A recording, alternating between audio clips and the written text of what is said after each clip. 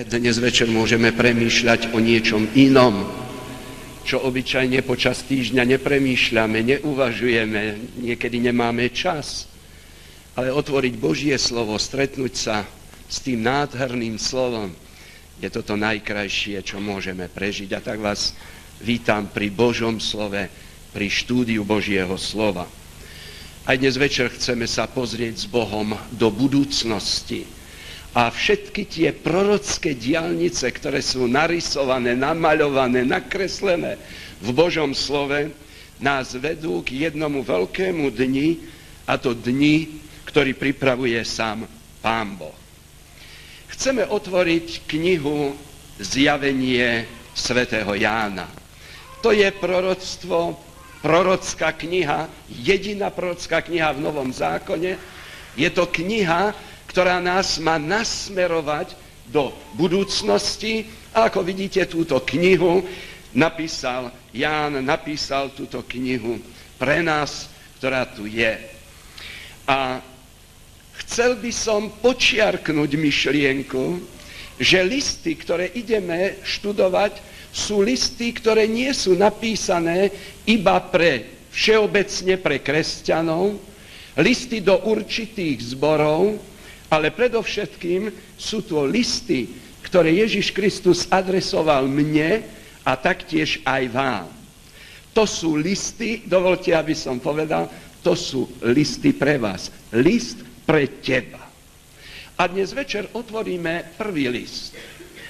Prečo kniha Zjavenie Jána a prečo dnes chceme študovať tieto listy? To z toho dôvodu, že v posledných rokoch veľmi vzrástol záujem o túto knihu. Dal som si otázku, prečo je taký záujem o túto knihu, keď ešte v nedávnej minulosti ktokoľvek čítal túto knihu, alebo dokonca chcel nejaké závery robiť pre seba a pre svoj duchovný život, bol označovaný za fanatika, za nejakého človeka, ktorý nerozumie veci. A s ľútosťou musím konštatovať, že mnohí duchovní a teológovia nedoporučovali veriacim ľuďom študovať túto knihu. Že to je nejaké tajomstvo, že tomu nikto nerozumie. A niektorí veľkí mužovia hovorili, že takáto kniha dokonca by nemala byť ani v písme svetom. A tu zrazu takýto záujem vo svete o túto knihu, zrazu ľudia ju idú študovať. Tak v prvom rade je to vplyv času. Je to vplyv času. Zrazu na tomto svete sa začínajú určité veci meniť. Ľudia hodnotia to, čo veda a technika priniesla a zistujú, že to, čo považovali za dobre celé 10 ročia, to začína ich ničiť. Dávajú si otázku, a aká je budúcnosť tohto sveta? A prosím vás, nie náboženskí fanatici im hovoria, že tento svet nemá budúcnosť, ale ich proroci, ich vedci to tvrdia. Oni o tom hovoria dnes, že tento svet nemá. A tieto prehlbujúce sa problémy tohto sveta vedú ľudí k tomu, že chcú vedieť, čo hovorí Biblia o budúcnosti sveta. Niektorí študujú takéto knihy, aké sú starozákonní proroci, zvlášť kniha Daniela, ktorú doporučuje sám Pán Ježiš Kristus študovať. A potom na druhej strane sú tu kniha Nového zákona, Matúš 24, Lukáš 21. kapitola a potom Zjavenie Jána. Keď sa pozriete na tento bod, je to propagácia. Možno, že ste si všimli, že aj filmári, filmové hviezdy sa začínajú zaoberať záverom života na tejto zemi. Napríklad bol sfilmovaná Apokalypsa, kde ľudia dostali určitý obraz. Slovo apokalypsa znamená hrôzostrašné obrazy, hrôzostrašný koniec toho sveta. A tieto filmy vedú k tomu, že ľudia začínajú sa pýtať, a čo je to tá apokalypsa? Odkiaľ zobrali tento názov? S čím sa tieto názory tu spojujú? No a potom niektoré veľmi zložité otázky, čo sa týka budúcnosti tohto sveta, dáva odpoveď práve táto kniha zjavenie svätého Jána, tak ako v Biblii máme napísané.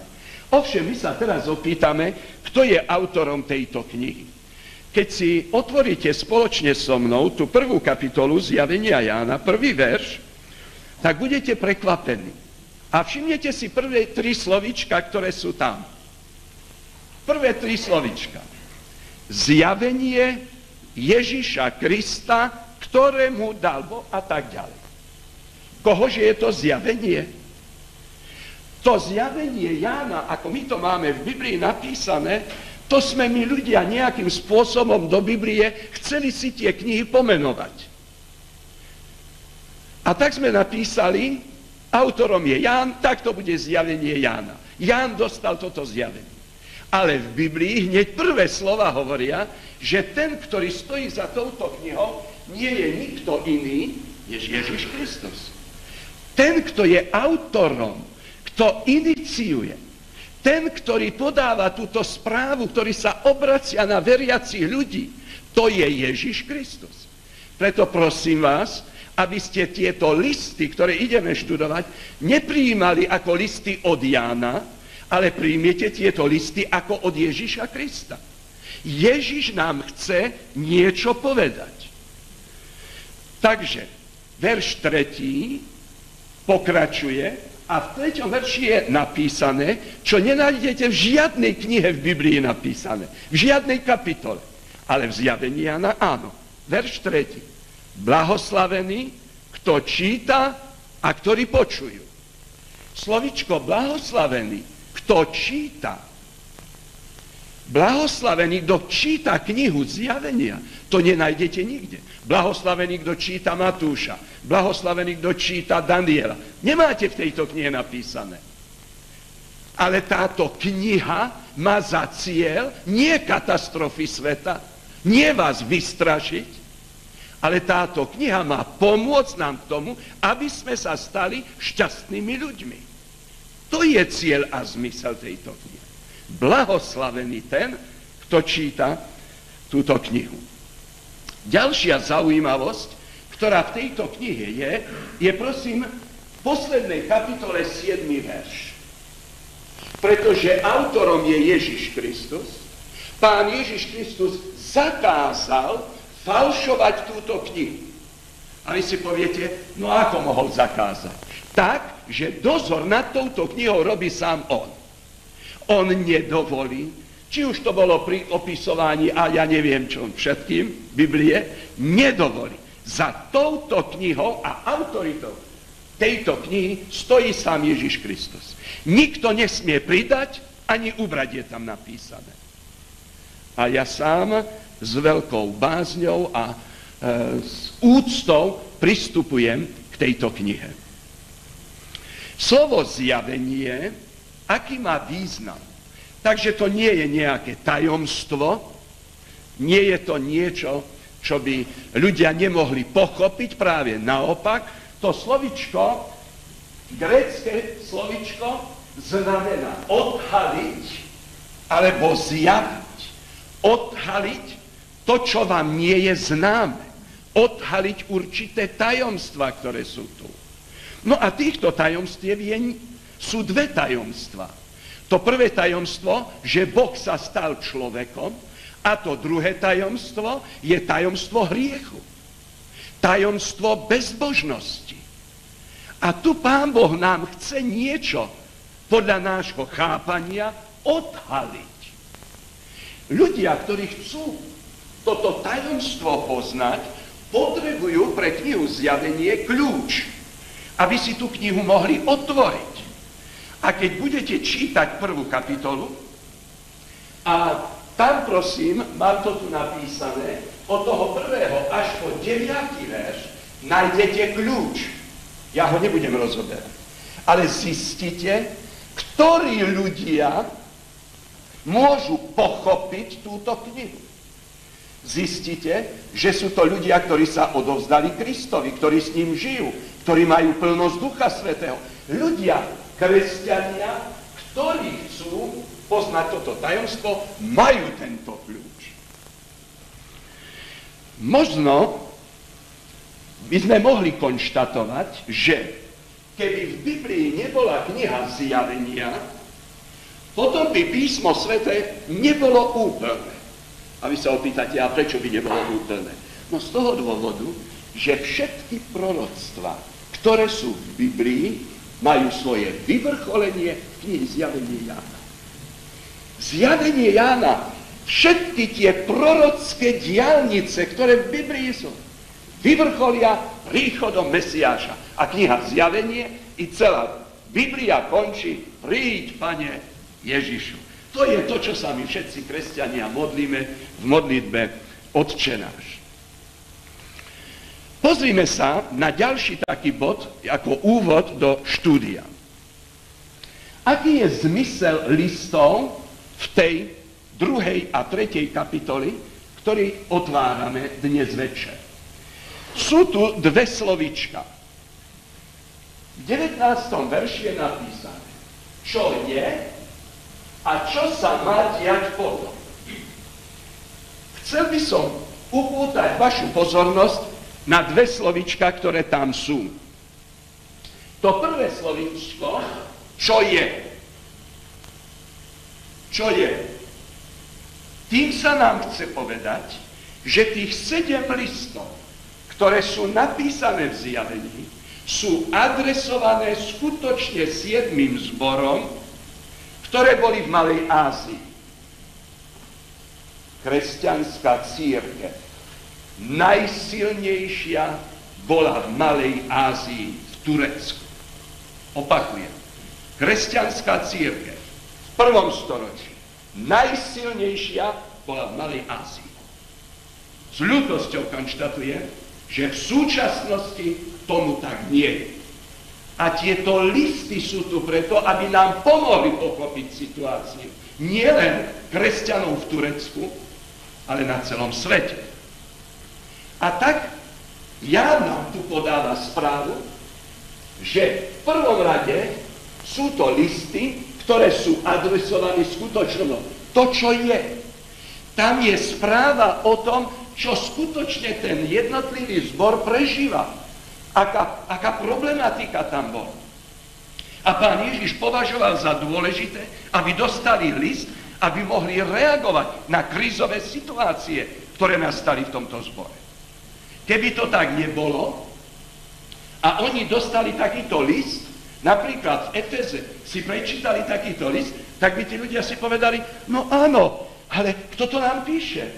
Ale veď on nám píše, veď u nás nič takého nie je.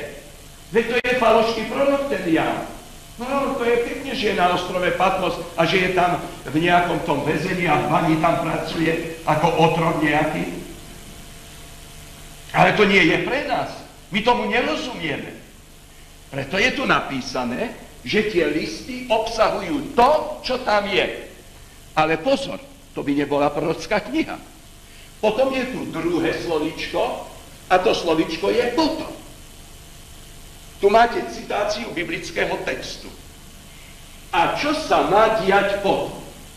To slovíčko potom nám prezrádza, že to, čo prežíva tento zbor, na mape svetových udalostí nám ukazuje, ako kresťanská cirkev vyzerala. Akých krízovej situácií bolo. Ako riešiť krízové situácie. Ježiš hovorí, čo je dobre, s čím súhlasí. To, čo ohrozuje jednotu cirkvi. To všetko zahrnujú aj tieto listy. A ja si myslím, že takéto štúdium je pre nás, kresťanov, veľmi, veľmi, veľmi poučné, povzbudivé a nasmeruje to zmysel nášho života. Komu sú tieto listy určené? Máme tu niekoľko biblických veršov, chcem vás poprosiť, aby ste si ich opísali a doma si sami to prečítali. Opakujem, sami si študujte Božie slovo. Ja som tu preto, aby som vám len pomohol, nasmeroval, aby som vám urobil chuť študovať Bibliu, ale buďte opatrní. Viem, že ste inteligentní a múdri ľudia, a že si budete sami študovať Božie slovo. Sami pre seba urobte závery. Ja vás do ničoho neidem nútiť. Kto má uši, nech počuje, čo Duch hovorí cirkevným zborom. Komu sú určené tie listy? Ľudia, napríklad v tom zbore efeskom, smyrnenskom alebo pergamenskom, počuli, že tam niekto číta tento list, ale oni myšlienkami boli inde. Ich uši to počuli, ale oni nič neprijali. A to sa môže stať i mnohým tým, ktorí čítajú Božie slovo. Tieto listy sú určené iba pre vás, ktorí chcete počuť, ktorí máte záujem o tom, čo Kristus hovorí, ktorí máte záujem o to, aby ste obdržali večný život, aby ste boli zachránení, aby ste mali ten šťastný život svoj, aby váš život mal náplň, zmysel, aby mal. Tak to je určenie k tomu. A to druhé ukazuje, všimnete si, že je tu napísané slovičko, kto má uši, nech počuje. Cítite tam, že tam Pán Boh sa neobracia ako ku všetkým ľuďom, ale k tej skupine kresťanov, ktorí majú záujem, aby niečo počuli. Keď už máte urobený záver a keď už si poviete, ja už nič neidem prijímať, už vám Pán Boh nič nemá čo povedať, tak už nič nepríjmete. Už ste hotoví a tým to skončilo pre vás.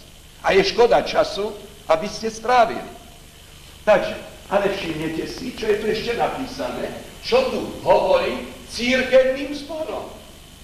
On to nehovorí len jednému človekovi, v jednom zbore, v 1. storočí, ale to poučenie je pre všetkých. To preto, že v našom duchovnom živote kresťanov môžu nastať rôzne krízové situácie a v tých rôznych zboroch cirkevných, ktoré tu sú popísané, ich stav môže byť odpoveď na našu krízovú situáciu. A ja sa modlím, pokiaľ máte niektorú krízovú situáciu, aby ste odpoveď našli v týchto 7 listov, ktoré Ježiš adresuje vám. To je zmysel. Ináč Biblia nemá význam. Keď sa my v Biblii nevedíme, potom vám Biblia nič nepovie. Niektorí majú za to, že môžete ako chcete pomeniť poradie týchto listov. Chcem vás upozorniť, že to nie je pravda. V Biblii nič nie je náhodou a iba tak napísané. 7 listov nám ukazuje na kresťanské dejiny od prvého príchodu Pána Ježiša Krista až po jeho druhý príchod. A tieto cirkevné zbory, pozrite sa, takto idú za sebou. To, čo je v tom zbore a čo má byť potom.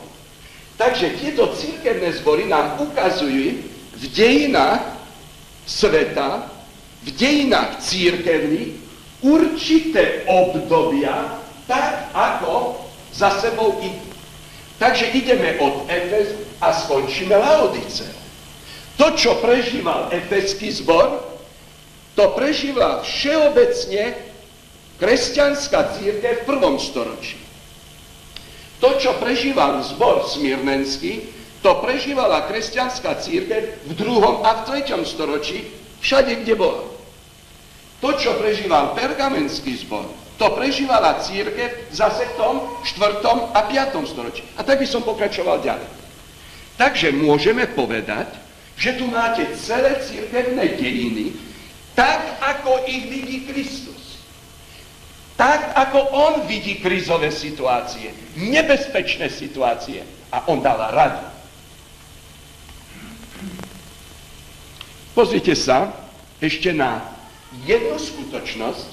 Pokúsil som sa tu nakresliť, ako tých 7 zborov ide pekne za sebou. A keď vtedy, toto je hlavná poštovná cesta, a keď pošta roznáša listy, tak to pekne ide od Efezu a skončí v Laodicei. Nemente tieto listy, pretože by ste poprehadzovali toto poradie, čo sa týka samotných kresťanských dejín. Takže to prosím je prosím. Niektorí dávajú otázku, prečo tých zborov je 7. Keď vy dobre viete, že v samotnej Malej Ázii bolo ďaleko viac kresťanských zborov. No a to je preto, že Pán Boh si vybral tých 7, pretože týchto 7 zborov a situácia, ktorá tam je, ukazuje na tie kresťanské dejiny. No a potom viete, je to tu áno, že číslo 7 v prorockých knihách je vždy symbolické číslo a číslo 7 v Biblii znamená, tuto je napísané, plnosť a dokonalosť. To sú komplet celé kresťanské dejiny, ako ich Kristus vidie. Tak to by bolo k tomu. Dnes si otvárame v tej 2. kapitole od 1. až po 7. verš. Každý ten list, ktorý budeme otvárať, má takých 7 charakteristických vlastností. A keď sa pozriete na tieto charakteristické vlastnosti, tak ich môžeme zoradiť asi do týchto 7 bodov. Najprv pozrieme sa na meno tejto cirkvi, pôsobenie v dejinách a potom Pán Ježiš, ako sa predstaví tomuto zboru a zistíte, že každému zboru inak sa predstavuje, aký význam má to meno, ten názov Efes, Smyrna, aká je charakteristika tých miest alebo zboru, čo Pán Boh chváli, čo Ježiš, aké napomenutie dáva, ako radu a tí, ktorí rádu prijímajú, aké im chce dať zasľúbenie. Takže vydáme sa na túto cestu a opýtame sa, ako sa Pán Ježiš predstavuje prvému zboru, efeskému zboru. A on hovorí, že on je ten, ktorý drží 7 hviezd vo svojej pravej ruky a prechádza sa uprostred tých 7 zlatých svietnikov. A toto je nádherný obraz. Prvé predstavenie Ježiša Krista prvej cirkvi je ako ten, ktorý drží hviezdy vo svojich rukách a prechádza sa uprostred týchto svietnikov, ktoré tu sú. No mne sa veľmi páči tento. To, že on sa prechádza okolo svietnikov, ktoré predstavujú tie zbory, to sa mi veľmi páči, pretože ja to vidím asi týmto spôsobom, ako keď mladý muž ide a hľadá svoju milú, stále je v blízkosti, prejavuje svoju lásku a keď ona potrebuje, on je tu, aby jej pomohol, aby ju povzbudil, aby jej ukázal cestu. Ježiš sa prechádza. Ježiš plný lásky. Ježiš ako milenec. Hovorí, ja sa prechádzam. To druhé. Ježiš Kristus hovorí, ja držím hviezdy. V Biblii, keď máte otázku, Biblia vám vždy na tú otázku musí odpovedať. To viete, že keď má Biblia otázku, každý z nás má inú odpoveď. A potom koľko ľudí, toľko názorov, a koľko názorov, toľko cirkvi. Nikdy nedovolte, aby ľudia sami odpovedali na tie otázky. Biblia vykláda sama seba. A vy viete, že už reformátori na túto zásadu prišli a kresťanské cirkvi musia trvať na tom, že Biblia sama seba vykláda. Tak tam máte napísané, že on drží 7 hviezd. A ja musím ukázať na to, že v tej dobe celý svet, možno, že my sa teraz vraciame do tejto doby, ale v tej dobe celý svet sa riadil astrológiou. To bola budúcnosť sveta. Žiadny panovník neurobil rozhodnutie, aby sa neporadil s astrológmi. A tu zrazu Ježiš Kristus ide a povie, a viete čo? To nie tie hviezdy riadia svet. Ja tie hviezdy držím. Ja som ich stvoril. Ja som nad hviezdami. Ale ešte viac. Nie tí vedúci zboru sú to, ktorí riadia cirkev. Tí vedúci tie hviezdy v zbore to riadím ja. Ja ich držím. Ja im dávam sílu a milosť. A tak Pán Ježiš sa predstavuje ako ten, ktorý cirkev zakláda, ako ten, ktorý cirkev vedie. Cirkev je postavená na Ježišovi Kristovi, na žiadnom človekovi. Toto je Efezus. Obrazy, ktoré uvidíte, sú skutočne z Efezu. Môžete si predstaviť, ako vyzerá. A teraz máme význam tohoto slovička Efezus. Áno. Takže slovičko Efezus, preložené do češtiny, je žádoucí a do slovenčiny žiadúci. Ježiš Kristus, ako by povedal, ten stav, ktorý je tu, je pre mňa žiadúci. Ja si želám, aby tá cirkev takto vyzerala. To je obdobie prvokresťanskej cirkvi.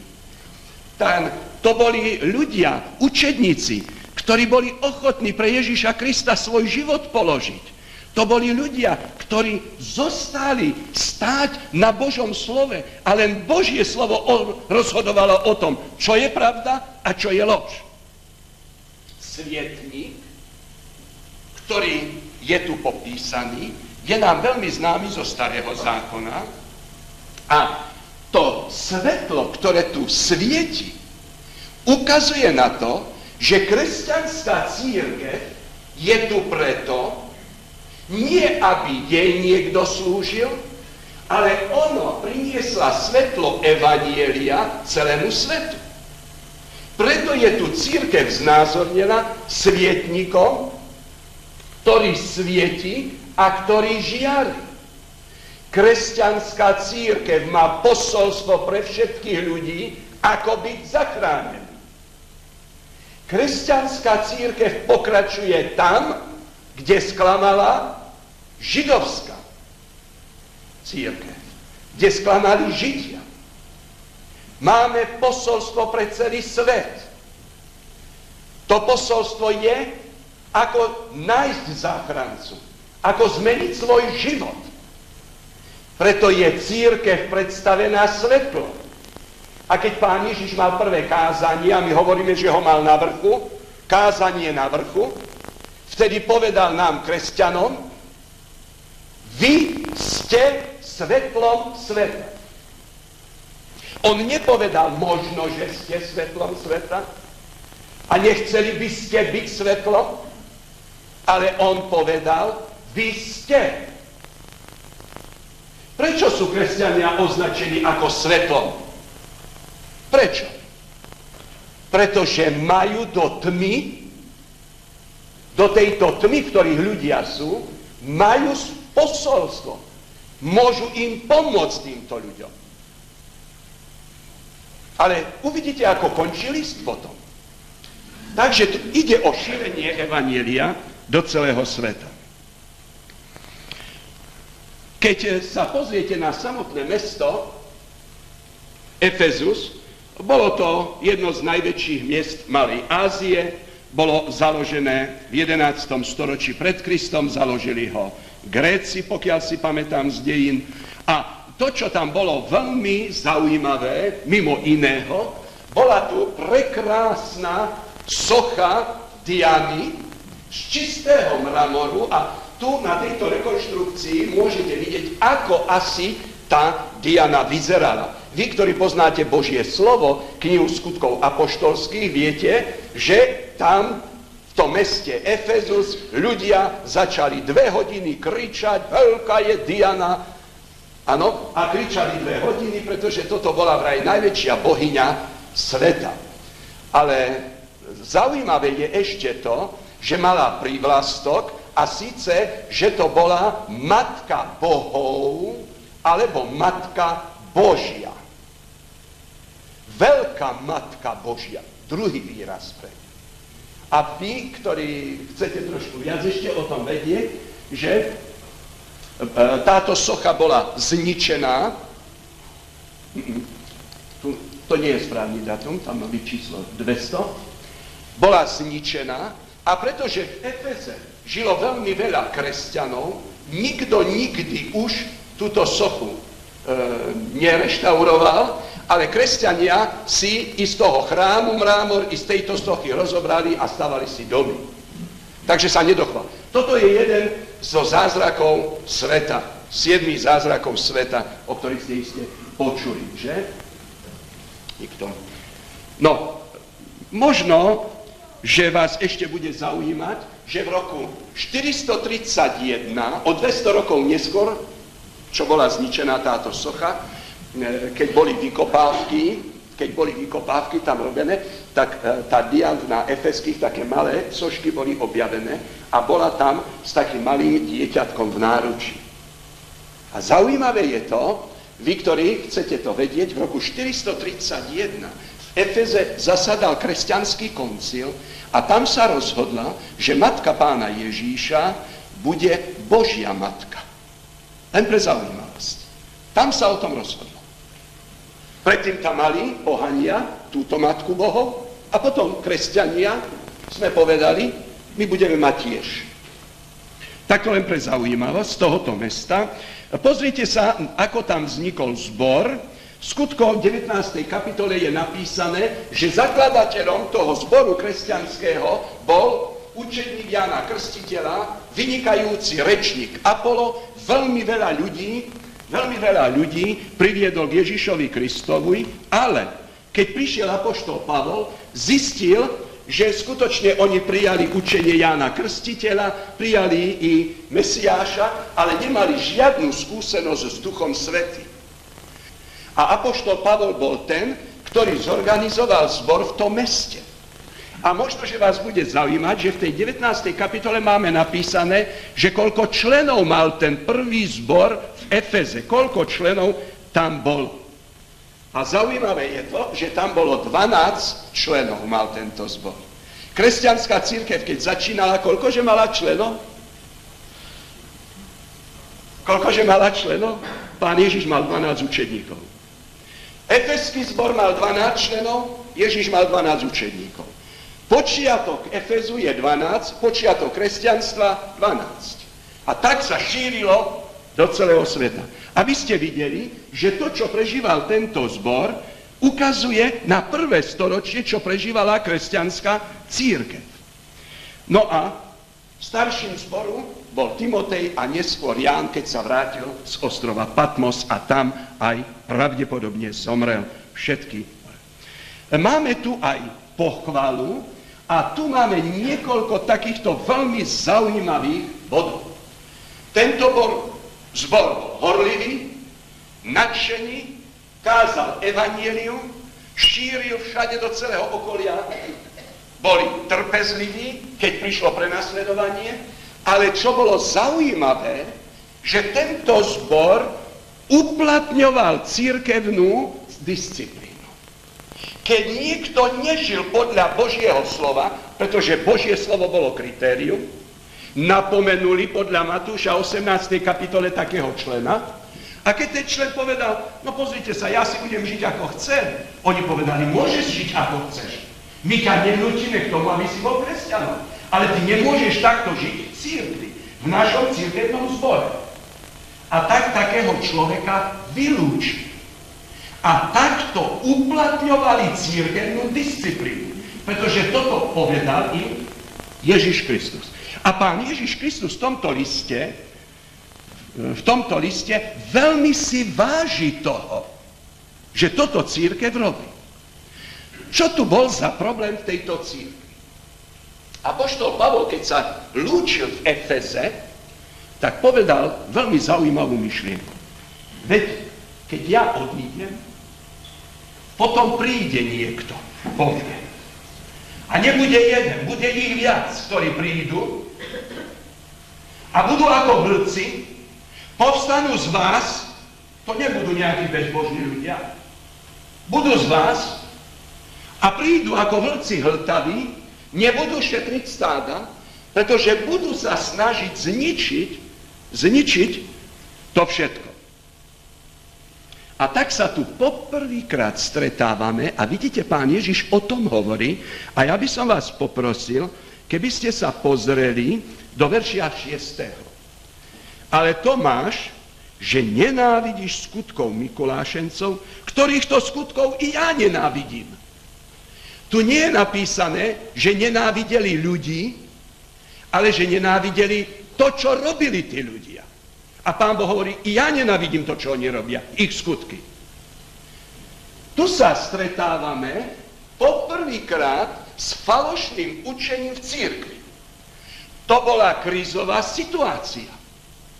Keby táto prvá cirkev sa nebola vysporiadala s týmto falošným učením Mikulášencov, cirkev by sa bola rozdvojila a cirkev by nemohla sa rozšíriť do celého sveta. Samozrejme, že tu je tá otázka, kto to boli Mikulášenci. A to falošné učenie, ktoré tu povedal, väčšina teologov má za to, že Mikulášenci boli tí, ktorí nejakým spôsobom to svoje učenie odvodzovali od Mikuláša, diakona, plného Ducha Svätého. Jeden z tých, ktorý bol prvým diakonom kresťanskej cirkvi, bol Grék Mikuláš, ktorým máte správu v knihe Skutkov apoštolských. A vraj Mikulášenci sa odvodzujú od neho. A táto skupina stále viac a viac sa v 1. storočí šírila v kresťanskej cirkvi a ovplyvňovala myslenie ľudí. Musím počiarknúť, že v tej dobe kresťania rástli, niekoľko tisíc kresťanov je tu, a tu prichádzajú do kresťanskej cirkvi ľudia, ktorí študovali na vysokých školách filozofických, gréckych filozofických školách. A grécka filozofia, desiatky rôznych filozofických škôl, to boli školy, ktoré celý svet zásobovali svojimi vedomosťami. A títo ľudia, keď prišli do cirkvi a videli, že tí ľudia sú jednoduchí ľudia, a tí jednoduchí ľudia videli tak vysoko vzdelaných ľudí, tu začína prvé, a nemohli my by sme tiež takto veriť? Nemali by sme sa prispôsobiť tomuto svetu? Skutočne len my máme pravdu, kresťania? Len my máme posolstvo? A čo sa tu vlastne stalo? Ja som vám tu dal 3 takéto základné body, ktoré tam máte. To prvé, čo Mikulášenci hovorili a učili, že Ježiš Kristus prišiel, aby nám daroval slobodu. A keď Kristus nám daroval slobodu, potom my môžeme si s telom robiť, čo chceme. Pozrite sa, musíme oddeliť, veď to filozofia grécka nás učí, musíme oddeliť ducha od tela. A keď Ježiš nás oslobodil od hriechu, prispôsobme sa pohanom. Môžeme žiť tak, ako pohania. To je to prvé. Apoštol Peter píše list. A hovorí, dajte pozor. Niektorí študovali listy apoštola Pavla a nepochopili, čo napísal. Oni sú dosť ťažko na pochopenie. To druhé, čo učili títo ľudia, boli to, že odmietli 10 Božích prikázaní a keď odmietli zákon a povedali, sme slobodní, my nepodliehame žiadnemu zákonu, Kristus nás oslobodil. No prosím vás, čím viac budeme hrešiť, tým viac milosti dostaneme a nás nikto nemôže za to súdiť. Prispôsobme sa, žijme ako pohania, žijme nemravným životom, na tom nič nie je, aspoň tak získame ľudí pre Krista. A tak prvé falošné učenie, ktoré prišlo do cirkvi skrze Mikulášencov, bolo, zákon je treba odmietnúť, máme slobodu a v tej slobode máme žiť. To je prvé falošné učenie. Čo urobila prvá cirkev? Čo urobil zbor Efesky? Ešte raz. Máš to, že nenávidíš skutkov Mikulášencov, ktorých to skutkov i ja nenávidím. Čo urobili? Povedali, v našom zbore, v našej cirkvi toto robiť nebudete. A títo Mikulášenci boli z cirkvi vytlačení von. Tak jak gnostici, tak jak tí ďalší, ktorí tu bolo, niekoľko takých rôznych sekt tu bolo v tejto dobe. Takže cirkev sa stotožnila s Kristom a s učením. A toto učenie odmietla a Pán Ježiš Kristus to veľmi kvituje. Ale všimnete si, zrazu je tu zbor. Predstavte si prvokresťanskú cirkev. Viete, že táto cirkev mala úžasné úspechy. Prvé kázanie 3000 krstov. Druhé kázanie, ďalších 5000. Každý deň ľudia prichádzali do cirkvi. Každý deň prichádzali. Potom kňazi prišli židovskí. A takto cirkev rástla. Nové zbory sa zakládali. Cirkev pracovala naplno. A tu zrazu Ježiš Kristus hovorí, ja musím napísať list. On niečo mu chýbalo. Česky postrádal niečo. Čo to bolo, čo mu chýbalo? A tu máte napísano, mám proti tebe. Jak je to možné? Čo môže mať proti? Keď tá cirkev takto sa šíri, odmietne falošné učenie, čo môže mať proti? A hovorí, vieš, ja mám proti tebe, že si opustil svoju prvú lásku.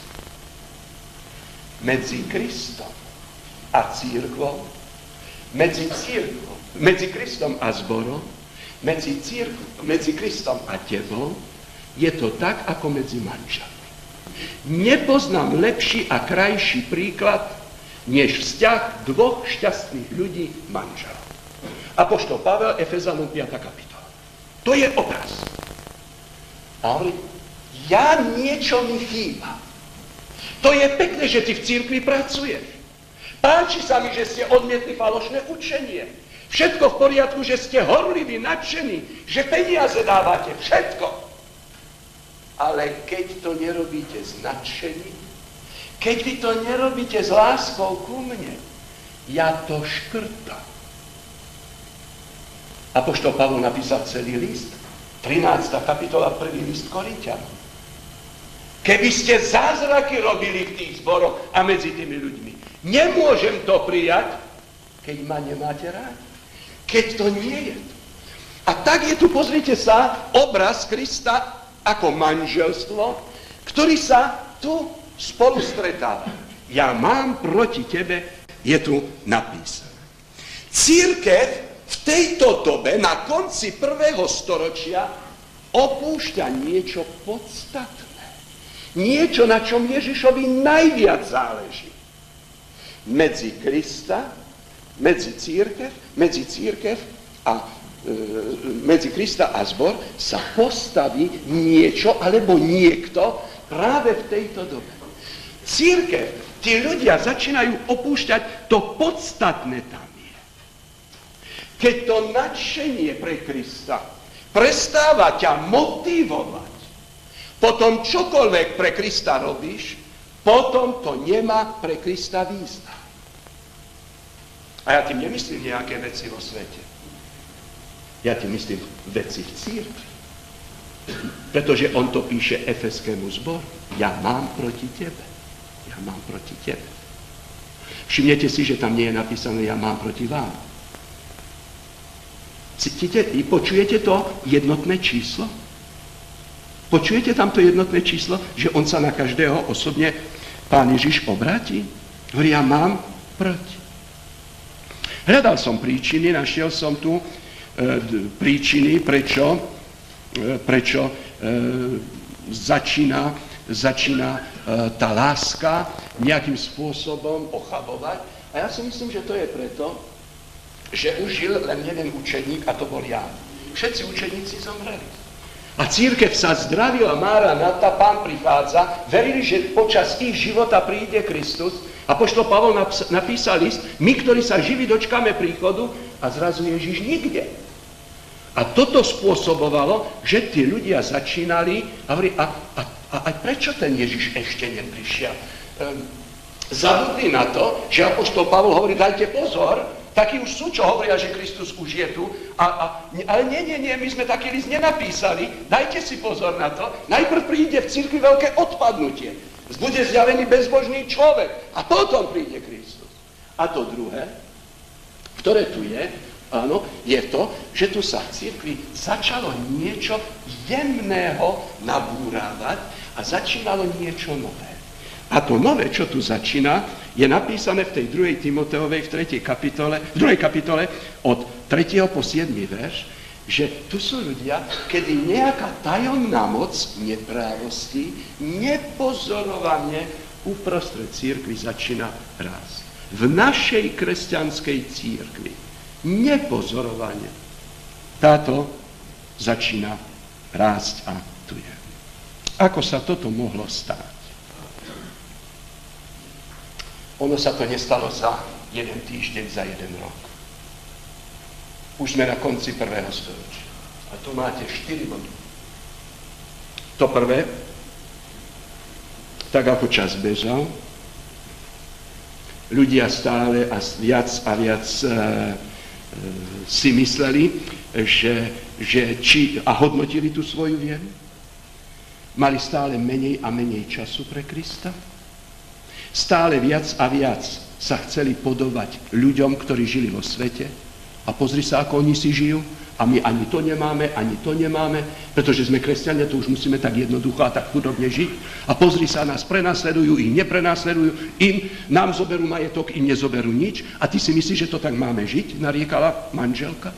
A zrazu tu boli veriaci ľudia v cirkvi, ktorí mali iný plán. Oni mali plán, ako obstať v tomto svete. Chceli mať životný štandard tak, ako majú iní ľudia. A tu medzi Krista, ktorý mal byť na prvom mieste, sa niečo postavilo. A teraz príde, prosím vás, to veľké slovičko ale. V minulosti by to bolo tak, že keď mali iný plán, odišli z cirkvi. Ale teraz sa tak nestalo. Ale a prečo by sme odišli z cirkvi? Však na tom nič nie je zlého.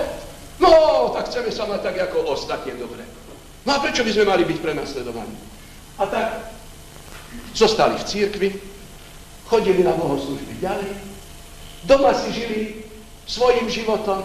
Keď mali peniaze nejaké drobné, priniesli a pýtali sa, a kedy by sme mali tak odložiť peniaze? No dobre, no tak si odložíme nejaké. No a viete, no a prečo by sme my nepodporovali? No tak keď je treba, tak niečo dáme. No ale nemám teraz nič, tak až budem mať, tak niečo dám na tú cirkev. Všimnete si, oni spievali nábožné piesne, keď niekedy treba, tak sa aj pomodlili a niekedy sa tak pomodlili, že aj ľudia plakali, keď sa modlili. A prečo nie? Ale začali si žiť svojím životom. A to je veľmi nebezpečné, ktoré tu je. Čo sa vlastne stalo?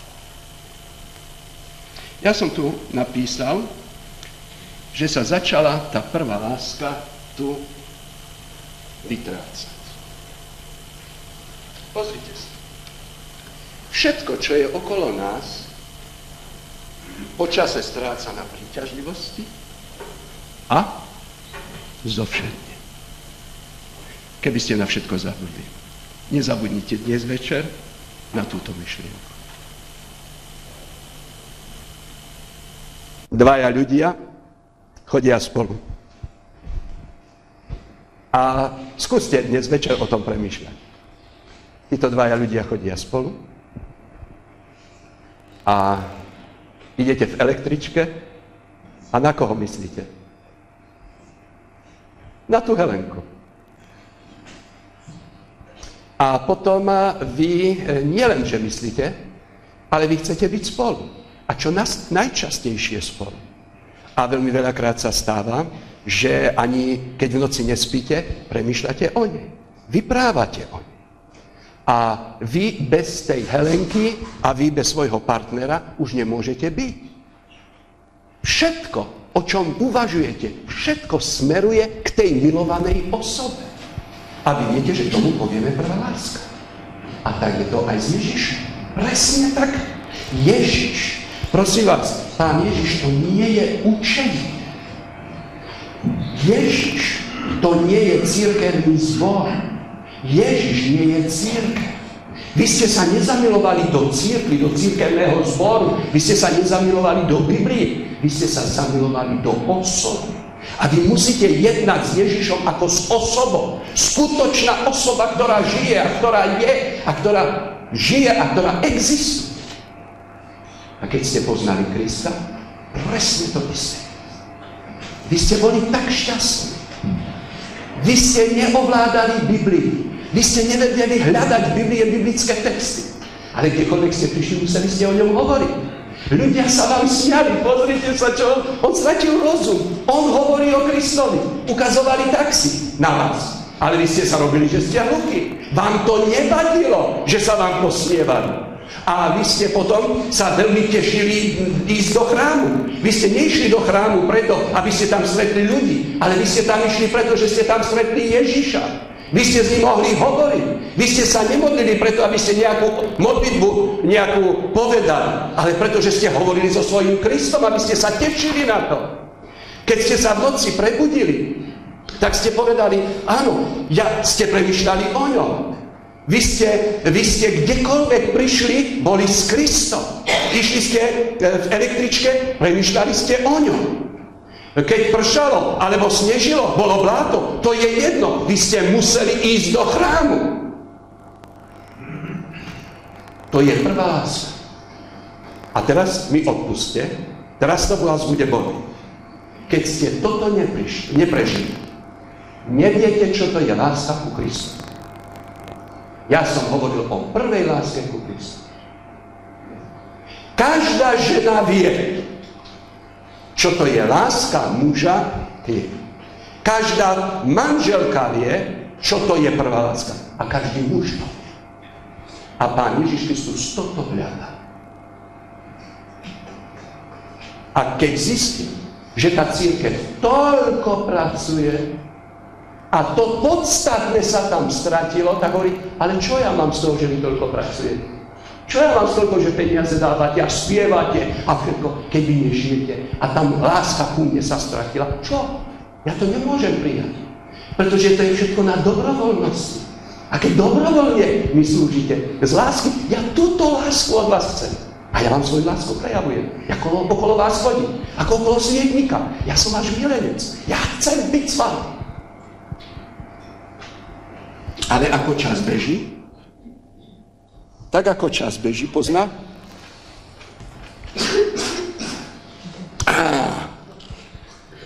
Pozná manželka, že manžel už ju nemá tak rád, ako ju mal predtým? Sestry, poznáte to? Áno alebo nie? Pozná manželka, či manžel má tak rád, ako ju mal predtým, alebo nie? Pozná manželka, že manžel už nemá tú prvú lásku? Môžem chodiť, pretože mi tu šopci dole. Pozná to? Pozná. Podľa toho, že nenosí plát? O nie. Podľa toho, že nezje obed a večeru? Nie. Pozná podľa toho, že by nezobral si bielu košelu, ktorú ona vypere? Nie, prečo by nie? Však to je dobre, to je pohodlne, keď manželka uvarí upere. Ale čo si myslíte? Je to všetko, že manžel prinesie peniaze, že robí, chodí do práce? To je to podstatné v manželstve? Čo buduje to manželstvo? Podľa čoho manželka pozná, že manžel už ju nemá tak rád, ako ju mal? Podľa čoho? Keď spolupre. Podľa dvoch vecí. A pritom je všetko. I čo najväčšie.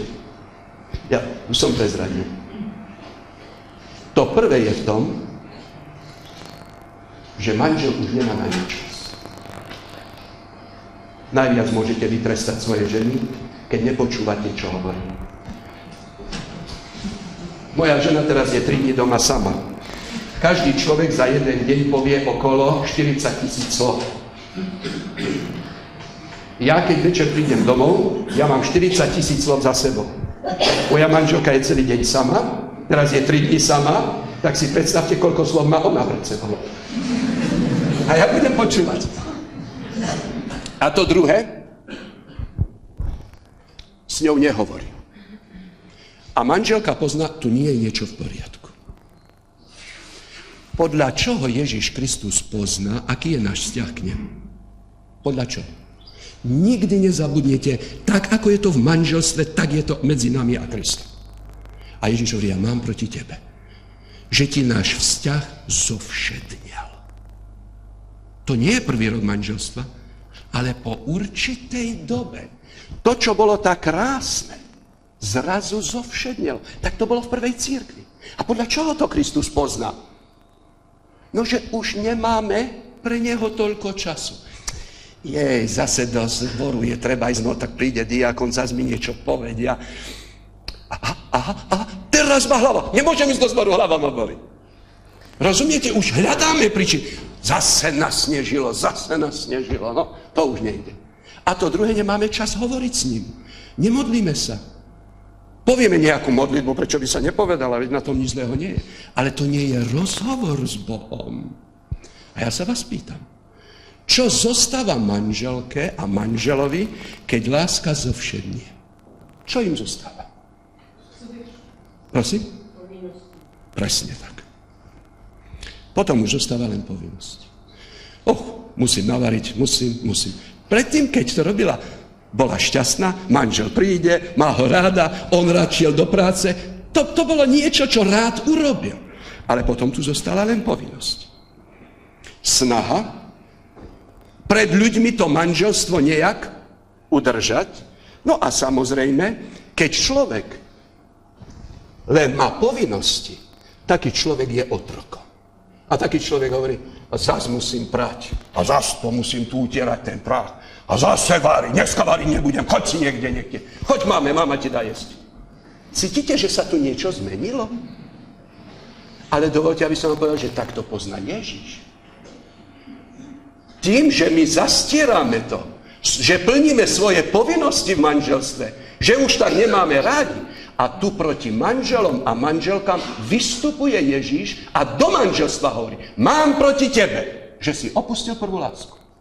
A tu vidíte, potom čo zostáva, že tí ľudia behajú všade možne a to, čo nemá muž alebo žena, to hľadá. V tom je problém manželstva. Kde je príčina rozpadu manželstva? Tá príčina je tam hore. Tam to začína. A o tom vedia iba tí dvaja. Všetko, čo trvá okolo nás, krásne veci, po určitej dobe nám zovšednie. Rád by som vám ukázal aspoň nejaký... Môžem ešte? Príklad z Božieho slova? Budem snažiť sa byť veľmi stručný. Pozrite sa, u Matúša v 15. kapitole je 7. a 8. verš a tam máte napísaný biblický text.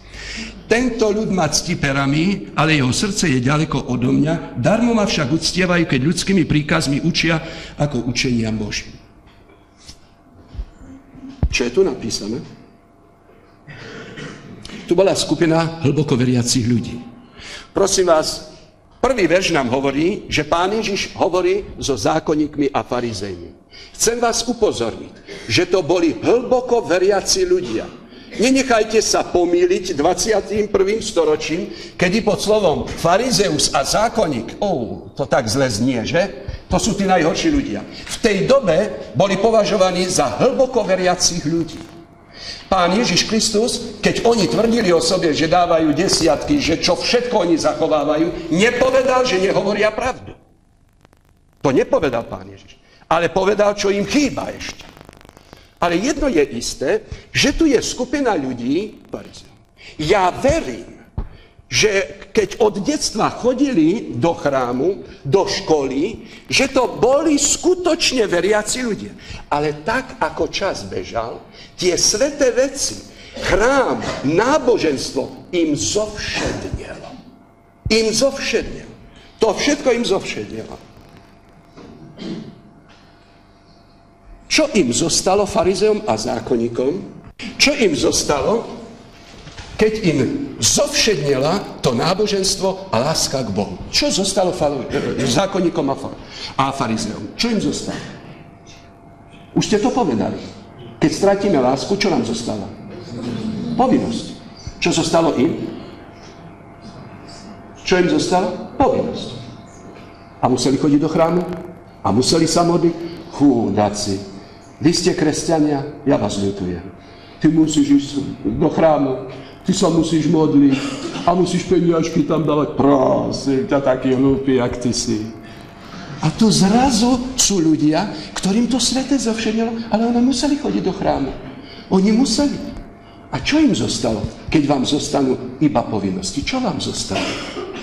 Vám zostane vonkajšie náboženstvo. Na čo farizeovia a zákonníci začali dávať dôraz? Na to, čo robia manželia. Nosia masky, všetci si myslia, že žijú šťastne, ale oni doma vôbec spolu nehovoria. To robili zákonníci a farizei. Pán Ježiš hovorí, áno, vy ma uctievate, všimnete si, svojimi perami, vy ma uctievate, ale srdce, ja chcem vaše srdce je ďaleko odo mňa. Robíte všetky povinnosti v cirkvi. Ale povinnosti, ktoré v cirkvi robíte, vám nevrátia lásku ku mne. A tak môžete vidieť množstvo kresťanov, ktorí budú všetko robiť, misijnú prácu, kázať budú prosím sociálnu prácu robiť, pomáhať ľuďom. A Ježiš hovorí, áno, všetko pre mňa robíš, len tvoje srdce nemá. V tom je ten problém.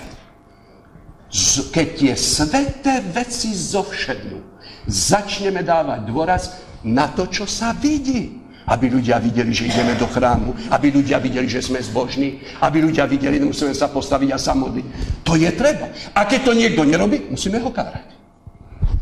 Tu máte druhú skupinu ľudí. A táto skupina ľudí, tu je prosím správa, že mudrci prichádzajú od východu, prichádzajú, hľadajú Mesiáša, že prídu za Herodesom a hovoria, prosím ťa, kde sa narodil Mesiáš? Mesiáš? U nás? A ty to nevieš? Kráľ? A ty to nevieš? Neviem. Počkajte, ja vám to poviem. A čo urobil tento panovník? Mal poradcov a zavolal si kňazov a zavolal si učiteľov. A hovorí, prosím vás, že vraj sa Mesiáš má narodiť. A tu prišli ľudia, že sa narodil a že sa mu prišli pokloniť. Čo mám robiť? Kde? Čo je? Povedzte mi. Však celý Jeruzalém je hore nohami, všetci sa zľakli z toho. Profesori Biblie, profesori proroctva nalistovali proroctvo. No toto je napísané. V Betleme Efrata sa narodí Mesiáš. Betleme Efrata? Áno. Kto to boli tí profesori a kňazi, veľkňazi? Kto to boli? Hlboko veriaci ľudia. Ľudia, ktorí mali pravú církev, boli členmi pravej církve. Pravé náboženstvo mali. Nevykládali falošne Bibliu. Ovládali proroctvo. Presný výklad proroctva mali. Sú dva Betlemy. Betlem, ktorý je pri Nazarete a Betlem, ktorý je pod Jeruzalémom. Betlem pod Jeruzalémom, nie pri Nazarete. Tam sa narodí. Presne to vedeli. A šli sa pokloniť? A prečo nie? Ja verím, že keď poprvýkrát prečítali si toto proroctvo, že oni boli úplne zarazení. Verím, že boli hlboko veriaci ľudia. Ale ako čas bežal, sveté veci im zovšednili. Čítali Bibliu, ale pre iných ľudí. Už Biblia im nemala čo povedať. Ani jeden sa neišiel pokloniť Mesiášovi. Ani jeden tam nejde za nimi. Čo sa vlastne stalo? Biblia ich nemenila. A keby ste sa boli stretli s ľuďmi a povedali, vieš, ja poznám toho a toho farizea, čo mi povieš? Horších ľudí som nestretol ešte. Ale však oni sú takí zbožní. Zbožní. Ale ich povaha, nikto s nimi nevíde. Ani rodina, ani príbuzný, ani v cirkvi. Beda. Beda. Keď nám sveté veci zovšednú. Ježiš, pochopili ste, prečo Ježiš hľadá tú prvú lásku? Mám proti tebe, že si opustil. Pretože tam všetko začína. Tam všetko končí v našom živote. Tam. A títo ľudia radšej Ježiša zabili, než by zmenili svoj spôsob života. Tak by sme mohli pokračovať ďalej, ale je tu ešte Simeon a Anna, ktorí každý deň chodili do chrámu. Prečo im nezovšednili tieto veci? Prečo? Viete prečo? Všimnete si, keď budete chcieť v 2. kapitole. Tam je napísané, že kňaz, ktorý mal službu, zobral Ježíša, predstavil ho, zapísal jeho meno a vedel, že to je Ježíš. A potom hovorí, daj ho sem. Príde taký starý pán, ktorý každý deň chodí do chrámu, vidím ho, ako tam ide, daj mi toho chlapca. A on zoberie, zdvihne ho a hovorí, Bože, môžem zomrieť. Moje oči videli spasenie Hospodina. Moje oči videli túžbu. Nie je to zaujímavé? Prečo chodil do chrámu kňaz, aby plnil svoje povinnosti. Prečo chodil Simeon a Anna, títo starí ľudia? Potom prišla Anna a chválila Pána Boha, že videla potešenie ľudu izraelského. Prečo chodili? Aby sa stretli s Ježišom. Prečo vy ste dnes večer prišli tu? Len tak si popočúvať nejakého Slováka? Prišli ste len preto, aby ste niečo počuli z Biblie? Alebo ste prišli sa stretnúť s Kristom? Keď ste prišli iba tak, prežijete to, čo on. A Ježišovi, mám proti tebe, že si opustil tú prvú lásku. Vy, ktorí to počujete, hovorí Ježiš Kristus, vám som napísal list. Ten list je pre vás. A ja vás prosím, spamätaj sa, odkiaľ si vypadol, kajaj sa, čím pokánie česky, áno, a čím prvé skutky. Ježiš hovorí, ja ťa veľmi prosím, keď si myslíš, že týmto smerom takto pôjdeš a že ti stačí príslušnosť k cirkvi, tak sa mýliš. Pretože ja niečo urobím. Ja so svietnikom tej cirkvi pôjdem. Keď cirkev nebude svietiť, nemá oprávnenie, aby existovala. Cirkev je tu preto, aby v tme svietila.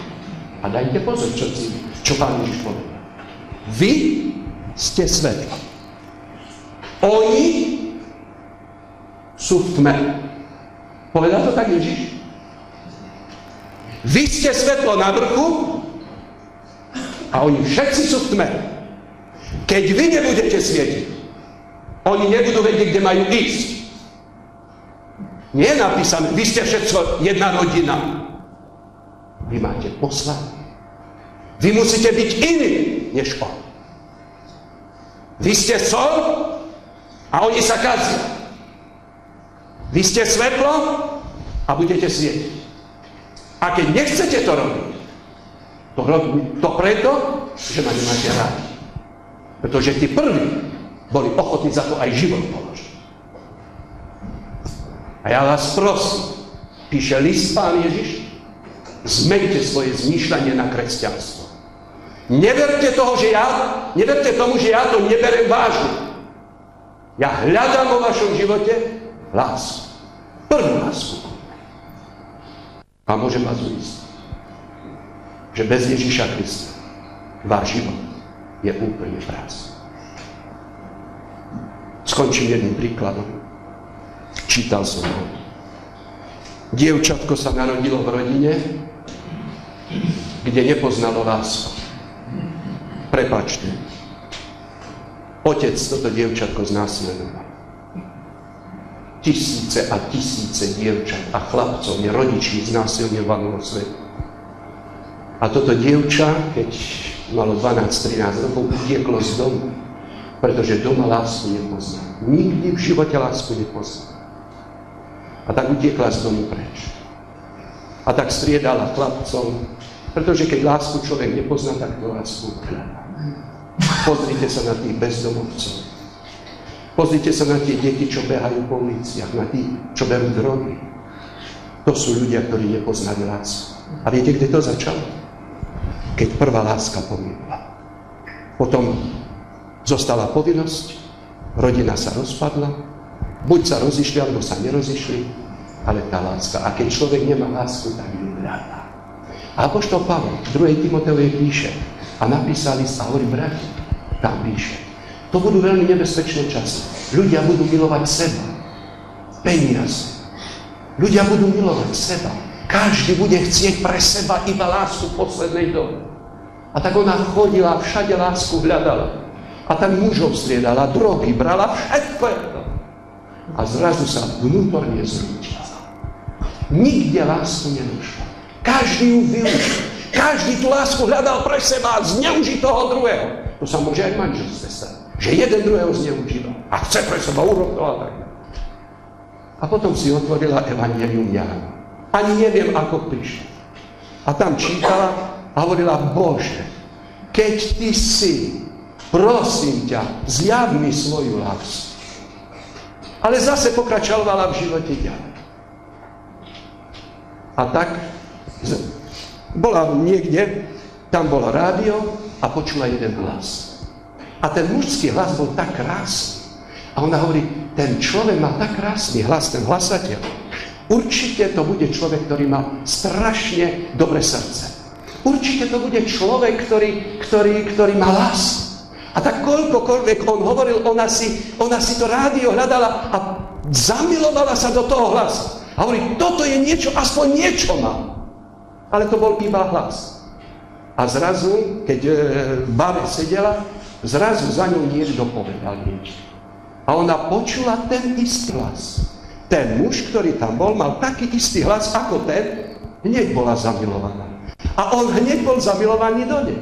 Spolu chodili, ona úplne rozum stratila. Ona ho tak milovala, tohoto muža. A oni spolu chodili. On bol veriaci človek. Oni si spolu plánovali manželstvo. Ale tak ako čas bežal, to krásne, čo bolo, zrazu zovšedlo. A tento mladý muž jej hovorí, vieš, nehnevaj sa, ja už necítim nič v tebe, ja už som si našiel inú. A prišiel preč. A táto mladá žena sa zlútila. Celý svet sa jej zlútil. Ona pochopila, že na tomto svete nikde nemá lásku. Plakala celý mesiac, do práce, vonku nešla, nikde. A po 2-3 mesiacoch znovu kľakla a hovorí, Bože, Ty tu píšeš, že si láska. Prosím ťa, zjav mi svoju lásku.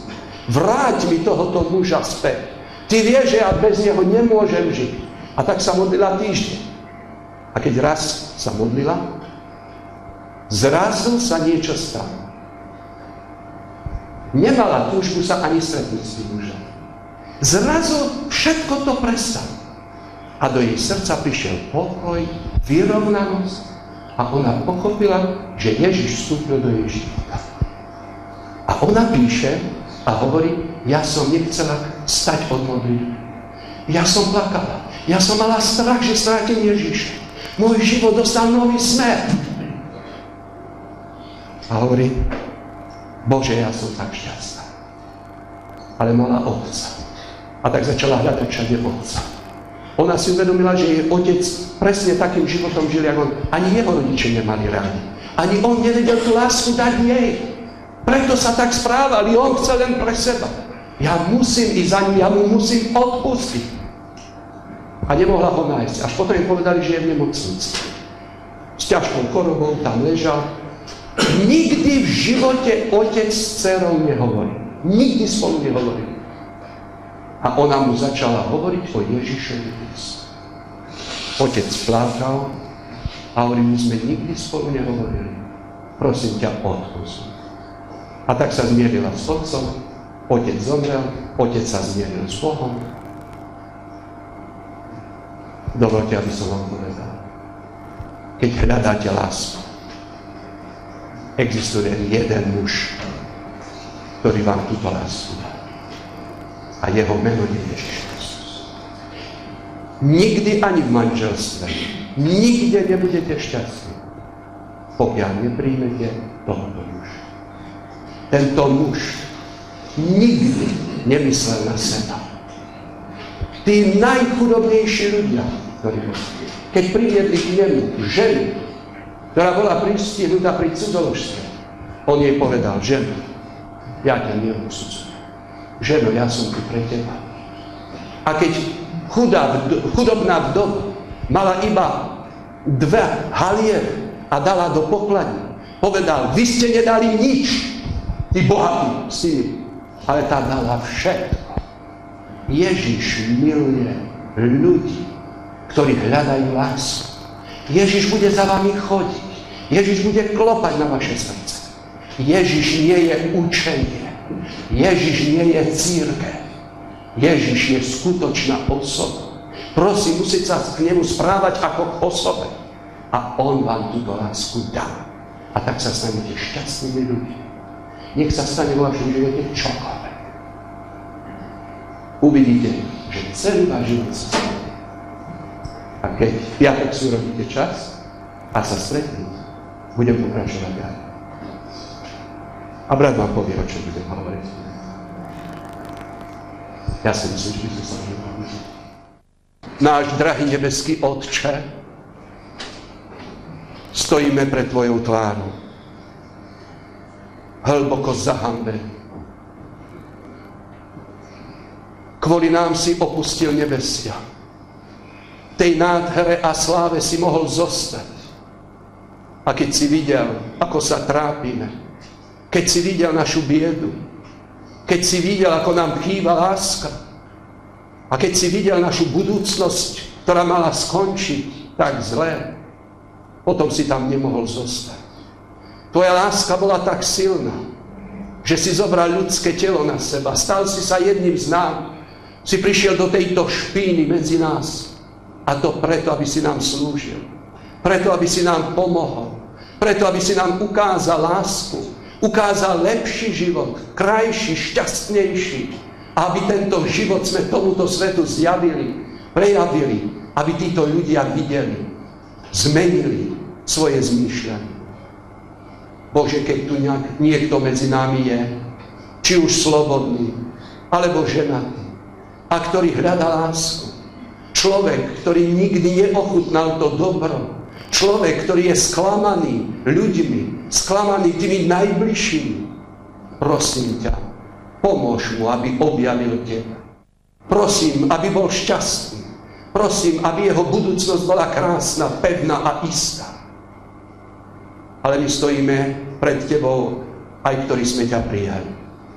Ty vieš, akú veľkú radosť sme mali, keď sme prvé kroky s tebou urobili. Odpusť nám, že nám to svete zovšednilo. Pane Ježišu, máš pravdu. Opustili sme prvú lásku. Odpusť nám, keď prichádzame len tak. Mnoho pracujeme pre teba. Ale nie je v tom nadšenie. Nie je v tom láska. Maličkosti nás odrádzajú. A nedávame teba a tvoje kráľovstvo na prvé miesto. Bože, vieme, ako sa láska môže vrátiť späť, ale nemáme k tomu sílu. Prosíme ťa, daj nám sílu. Chceme každý deň byť s tebou.